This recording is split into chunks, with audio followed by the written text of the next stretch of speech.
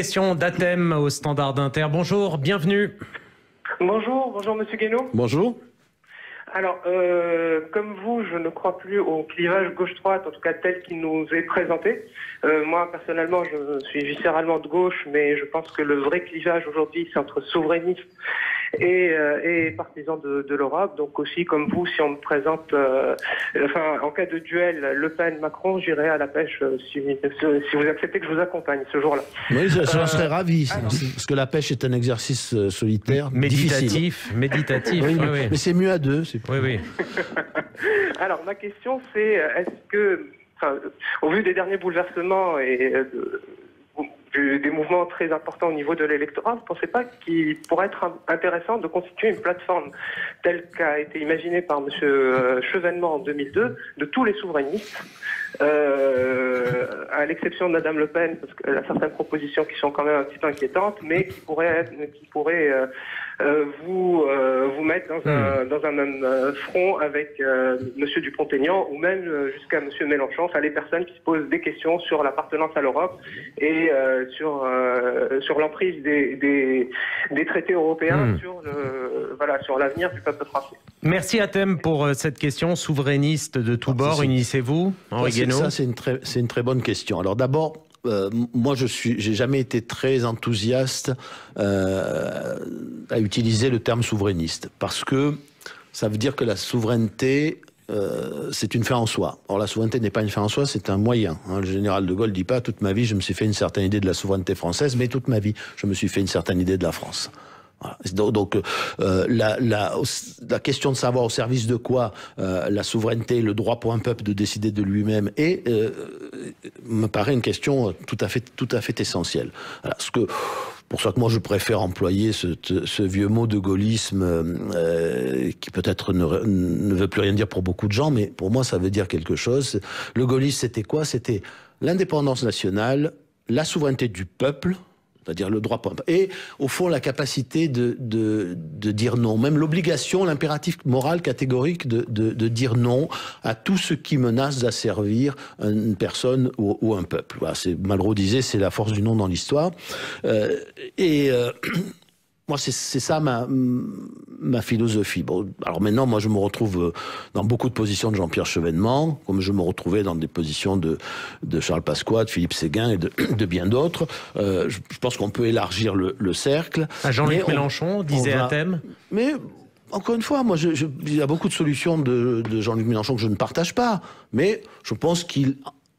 Par ailleurs, c'est un patriote, c'est quelqu'un qui aime son pays. Vous êtes plus proche de Mélenchon que de Fillon? Non, mais ça ne veut rien dire. S'il y avait une alliance des souverainistes rebaptisés, des Gaulois souverainistes, versus les Européos... Je ne vais pas faire un gouvernement avec Jean-Luc Mélenchon.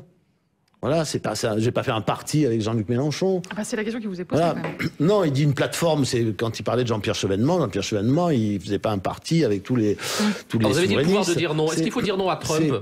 Attends, juste avant, je voulais finir puisqu'on a parlé de l'Europe, sujet majeur qu'on n'a pas encore abordé. Oui, l'Europe nous pose un problème, comme la mondialisation nous pose un problème, comme le libre-échange tel qu'il est pratiqué aujourd'hui nous pose un problème. Mais moi, je ne fais pas partie de ceux, je pense que Jean-Pierre Chevènement non plus d'ailleurs, qui disent il faut tout casser. Voilà, je pense que ça, c'est irréaliste et c'est dangereux, ne serait-ce que parce qu'il y a l'euro et que personne ne peut dire aujourd'hui, ne peut savoir quelles seraient les conséquences d'une décision par la France de sortir comme ça du jour au lendemain de l'euro. Peut-être que l'euro explosera, c'est même ma conviction profonde d'un jour ou l'autre parce que c'est un carcan absurde, mais je ne prendrai pas la responsabilité morale des conséquences que pourrait avoir une décision de ce genre. En revanche, je crois que pour l'Europe, il faut pas faire un nouveau traité parce que ce sera un monstre comme les suivants, mais il faut que nous nous redonnions, là aussi, par exemple, le pouvoir de dire non, c'est-à-dire le pouvoir de faire ce qu'avait fait le général de Gaulle avec la chaise vide au moment de la PAC, ce qu'il a fait d'ailleurs aussi avec l'OTAN. Et pour ça, il y a une solution assez simple, compte compte tenu de ce qu'est le poids aujourd'hui, l'importance des juridictions, des tribunaux. La chaise vide, c'est continuer comme avant, excusez-moi, hein, ça va pas faire grand-chose. Si vous quittez la table, l'euro continue, la politique continue. Ben non, ça n'a pas continué à l'époque. Ils ne voulaient plus discuter, ils se sont remis à discuter, on a fait le compromis du Luxembourg, pardon. Hein, c'est parce que la politique agricole commune sans la France, ça ne marchait pas, hein, c'est tout. Mais vous pensez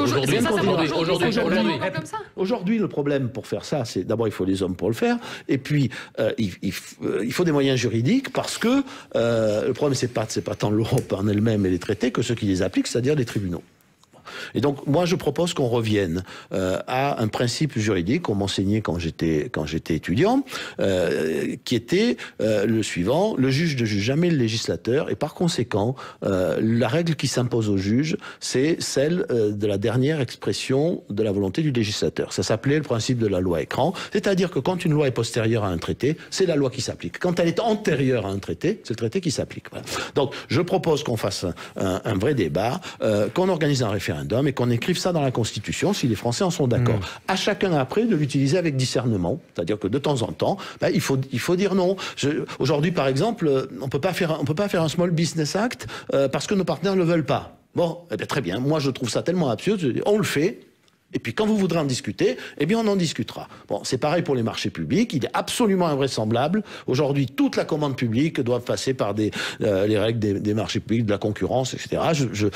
Et que tous nos marchés publics soient ouverts n'importe comment. Il n'y a pas un continent au monde où c'est le cas. Bon, la commande publique, ça doit servir aussi d'instrument de politique économique. On peut dire qu'on on réserve les 2/3, par exemple, à la politique économique. C'est l'argent des Français. Bon, pareil, je vous donne un autre exemple. Les travailleurs détachés.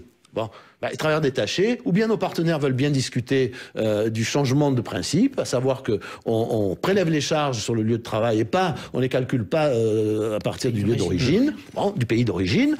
S'ils veulent pas, c'est très simple. Nous, on met une taxe différentielle. Ces gens-là, on met une taxe différentielle sur les entreprises qui les utilisent. Voilà. Et ça. Donald Trump, Henri Guénaud, est souverainiste ou pas? Non, mais ça veut dire ça veut dire rendre la souveraineté juridique à la nation française. C'est la moindre des choses dans une démocratie, à chacun de l'utiliser avec discernement. Voilà. Est-ce qu'il est souverainiste, Donald Trump? Ou nationaliste, protectionniste? Je ne sais pas quel est le bon concept pour décrire cette manière de faire de la politique.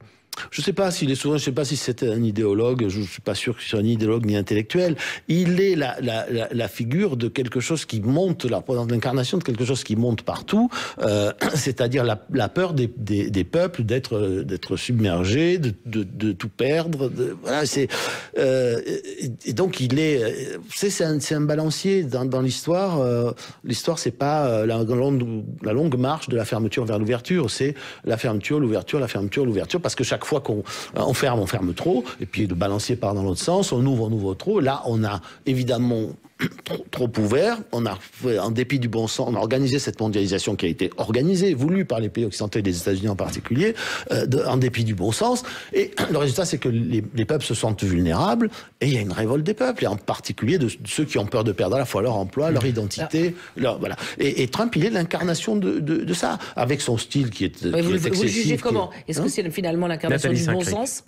Du bon sens? Est-ce que c'est l'incarnation du bon sens? Non, c'est pas l'incarnation. Ça n'a rien à voir avec le bon sens. Ça a juste à voir avec ce qui travaille en profondeur les peuples occidentaux aujourd'hui. Les sociétés occidentales sont malades. Un des symptômes de la maladie, c'est Monsieur Trump. Voilà. Il y a un danger, ou pas? Arnaud Le Parmentier.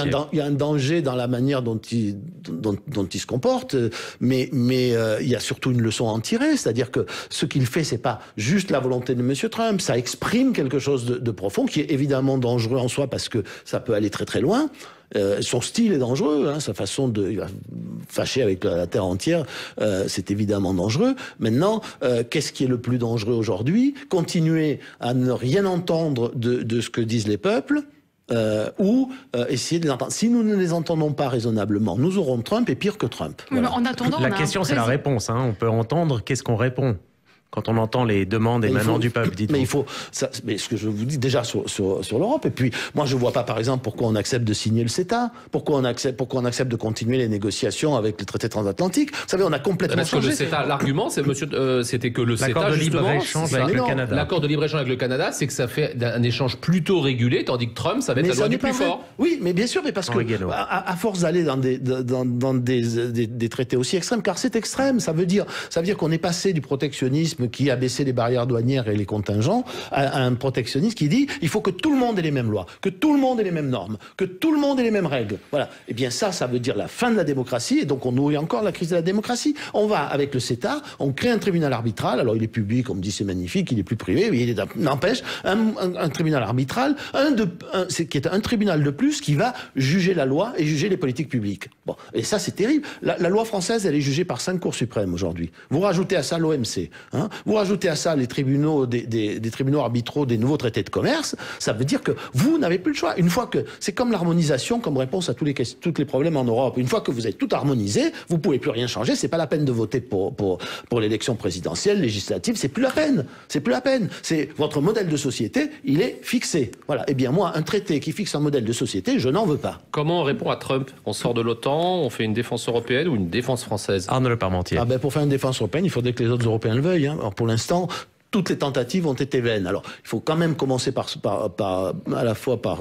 charité bien ordonnée commence par soi-même. Et la défense, comme disait Malraux, la défense nationale, c'est d'abord la volonté de se défendre. Donc, on a d'abord une défense nationale, une vraie. On y met les moyens qu'il faut. On essaie de tirer le meilleur parti de ces dépenses, comme savent très bien, encore une fois, le faire les Américains, hein, pour développer nos technologies. Vous restez dans le commandement intégré de l'OTAN, vous, si vous êtes élu président de la République? Mais pour l'instant, il faut bien comprendre, les Américains ne dirigent plus tout seuls l'OTAN. La question que pose Trump, c'est de savoir si l'OTAN va continuer ou pas. S'il continue pas, on en tirera les conséquences. Voilà, c'est tout. Il n'y a pas de drame. Il n'y a pas. Y rentrer ou en sortir ne change rien. Vous approuvez la décision prise par Nicolas Sarkozy, alors que vous étiez conseiller, de retourner dans le commandement intégré de l'OTAN. Elle a des inconvénients symboliques, mais elle ne nous lie pas. Elle ne nous lie en rien. Avant, nous participions je peux comprendre qu'il y ait un débat symbolique là-dessus. Bon, je dis pas que ça m'enthousiasme, mais simplement, avant, nous participions à toutes les opérations militaires de l'OTAN, toutes. Bon, et nous ne participions pas à l'élaboration des plans. Bon, maintenant on participe à l'élaboration des plans. Ça n'a rien changé quant à notre liberté de manœuvre. D'ailleurs, je rappelle que c'était une idée d'Alain Juppé et de Jacques Chirac. Hein, et pas de Nicolas Sarkozy à l'origine, et que si ça avait capoté, c'est uniquement parce que les postes qui étaient offerts aux militaires français ne leur paraissaient pas assez prestigieux. Bon, voilà. Mais c'est pas, je veux dire, c'est pas le sujet majeur. Le sujet majeur, c'est aujourd'hui, c'est de savoir si nous sommes d'abord nous capables de mettre les moyens qui sont nécessaires à notre défense et à la place que nous voulons donner à la France dans le monde.